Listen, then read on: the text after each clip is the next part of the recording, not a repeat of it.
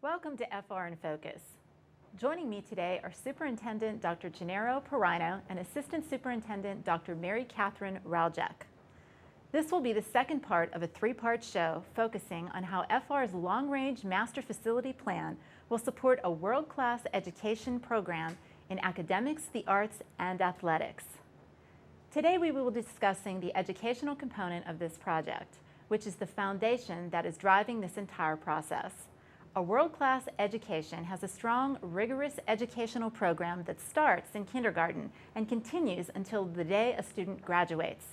By allowing the educational program to inform the building and renovation process, this affords students now and in the future a greater learning experience where 21st century learning can take place in educational facilities that support and enhance those experiences. This will be a wonderful learning process for all of us today.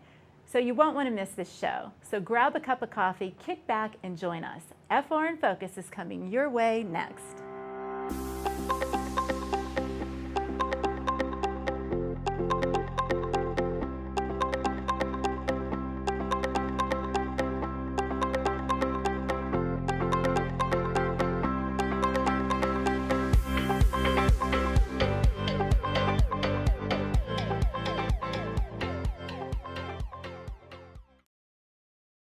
Welcome to FR in Focus. Joining me today is the Superintendent of Franklin Regional School District, Dr. Gennaro Perino, and Assistant Superintendent, Dr. Mary Catherine Raljak. Welcome to both of you. Thanks for taking your time. I know you guys are busy. We appreciate you being here today because this is such an important subject to talk about. What is driving the feasibility study, the building and renovation program, and it's the educational component. So let's just dive right in and start talking about it. Dr. P, why is the educational component important to move this project forward? The Board of Education, early in the feasibility study, decided that they wanted to look at our facilities as they relate to the educational program. Not only the educational program of today, but the educational program of the future. Because as they make important decisions that impact the future of this community, they want to make sure that they're building facilities that meet the educational demands of today and tomorrow.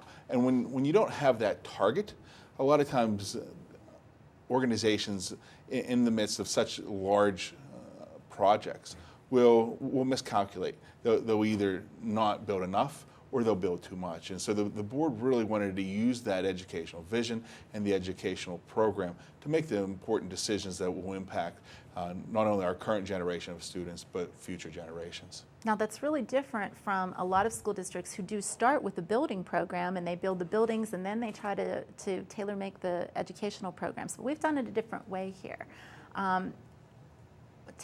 Explain to me the programming that's going on in the schools right now and how that's going to affect the building program. There are a number of programs that we've been working on for a few years that really do support the educational vision for our district, but also needs show us that some of the areas in our facilities that may not be working as well as we could have them working. A few of those programs, there are many of them, but let's just talk about a few. We've been working on Discovery Education, and it's a digital ambassador, digital integrator program. That's really a staff development program to provide professional learning for a cohort of teachers in order to support using technology as a tool in the classroom. We are very proud of our teachers that have been doing that. They've actually made more progress than expected this year, and it's starting to become a system where they are helping their colleagues to learn, and it's becoming more self-sustaining. Through that, we've learned some things that we need in our facilities that would allow us to take those next steps that we can't currently do. Additionally, we're looking at enhancing some of our opportunities in science, technology, research, engineering, arts, and mathematics, or STREAM education. One way we're looking to do that is through Project Lead the Way. And Project Lead the Way is an exciting program that really focuses on three strands: engineering, biomedical, and computer science, for all students. Right now we have those strands existing in some areas, but what we'd like to do is make sure that all students have exposure to that, especially at the elementary and middle school level. So Project Lead the Way is something that is starting up right now and will be implemented next year. It includes some modules in elementary school and middle school, as well as an Intro to Engineering class at our high school, which we were thrilled with the number of students that wanted to take that. And it showed a real desire from our community to have those kinds of opportunities for our students. We're also increasing college in the classroom in high school, as well as dual enrollment programs, and our internship program is growing, and those really help us to get to that college and career-ready student. But that isn't just a high school event anymore. Our counseling staff has worked on a plan to infuse career education in all grade levels, starting in kindergarten, because we know that students in kindergarten can start to think about what they like to do and start to explore many things so that they can be better informed as they make decisions in their upper academic career and into their future. So that career education program is going to really support what we're doing. Through all of these programs and many others that we're engaging in, we've learned that some of our facilities don't support the collaboration, they don't support the equipment that we need, they don't support teacher needs in order to be able to implement that, and in some cases we don't even have correct spaces to do those programs. Those programs are moving forward no matter what. However, we recognize that when you have educational spaces to support those programs through enhanced labs, through enhanced arts spaces, technology spaces, then we know we can do even more. And so we're no longer limited by what we can do. Instead, it's an unlimited future. And so we're very excited about those programs as well as many others that we have. My head is absolutely spinning on the amount of programming that we're doing in the schools, but every component is just so worthwhile and just really offers our students a lot in the way of education and just thinking out of the box. Now, with all those programs, how is this working on a timeline for you on rolling these out? Well, the programs that I've mentioned are all in different timelines of implementation. For example, Discovery Education and our partnership with the Discovery Education Group is in its second year, getting ready to begin its second year. So we've completed our first year, and it's a 3-year process. And so we will begin the second year next year, which includes teachers opening their classrooms as learning labs for areas to support not only student learning, but also other professional staff and support staff learning. The Project Lead the Way is gone through a year of really preparation work this year, and it will be kicking off next year. It actually begins over the summer with multiple teachers attending summer training at universities all around the Eastern Seaboard in order to prepare themselves to teach the rigorous project-based learning experiences for students through those Project Lead the Way classes. So we're extremely excited about that. When we talk about some other programs too that we are going forward, we're beginning a program that supports all of that called NIMSI, which is the National Math Science Initiative. It's through a generous grant, and it supports teacher training in AP classes at our high school, as well as training for teachers in something called Laying the Foundation for grades 3 through high school. And that helps our teachers to understand the rigors that students need to be exposed to in order to be college and career ready.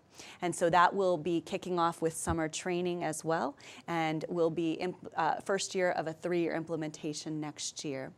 On top of that, we are also finishing up our year of planning for our career education programming in K through 12. And so that will conclude with some curriculum revision for our counseling staff, as well as the beginnings of implementation starting this fall. Those are just a few of the many, many programs going on, but they sort of highlight some of the work here in the district and the work really of our teaching staff, of our principals, of our administrative team, and our board. And we're very thrilled to be working collaboratively with all of those groups to make those happen. So let's talk about, before anything ever gets on paper, before any votes are taken, there has to be a vision. And everybody has either heard or read about the world-class educational system that you speak about. Tell the audience about this vision and what it means to be a world-class educational system. The reality is that the vision that we're talking about is a shared vision. It's a vision that has been developed not only by members of the administrative team, but also the Board of Education, community members, and our own staff. And this vision really centers on creating a world-class system that prepares our students not for the world that we live in now, but the world that they're going to enter into. And that vision includes creating programs that really enable them to develop into our future innovators, our future entrepreneurs, as well as our future leaders in society. And we know that from a societal standpoint, we need those citizens who can go out into the world and serve in those capacities. And we believe that our students at Franklin Regional, as well as this community, we have the capacity to make a major contribution. And so as we look at the programs Dr. Raljak just talked about, those programs will support our students as they work through our system from kindergarten through high school and beyond. And so really, we're preparing them for careers that don't exist now. We're preparing them for community leadership positions that will be essential as we continue to evolve as a society.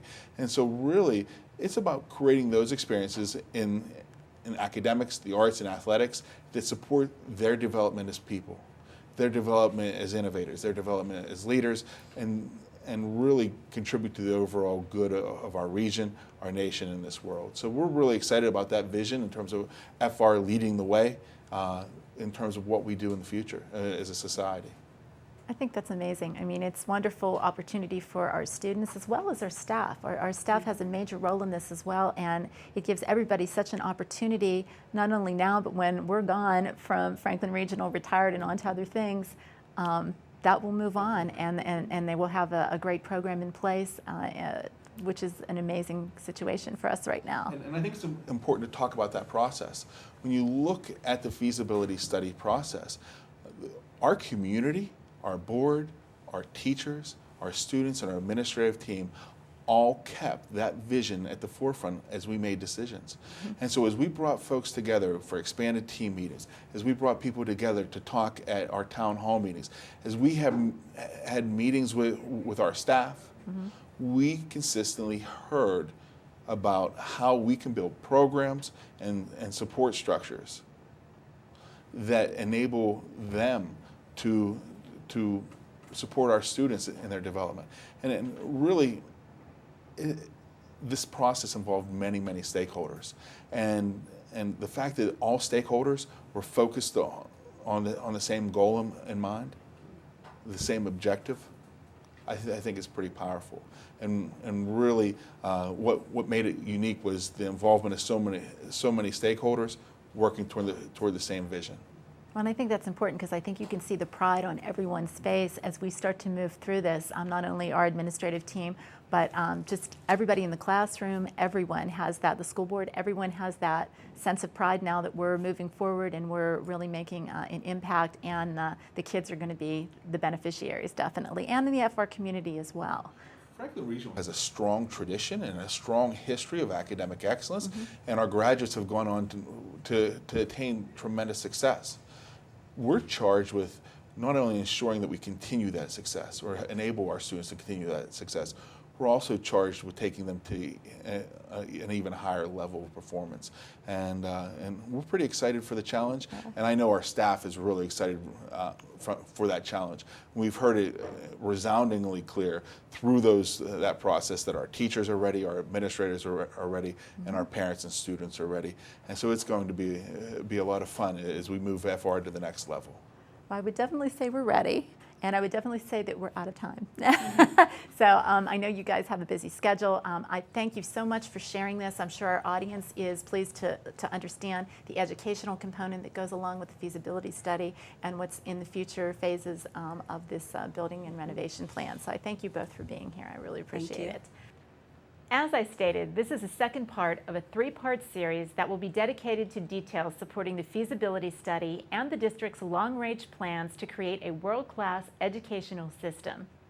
Until we meet again, FR inFocus wishes you a lifetime of learning. Thanks for joining us today, and have a great day.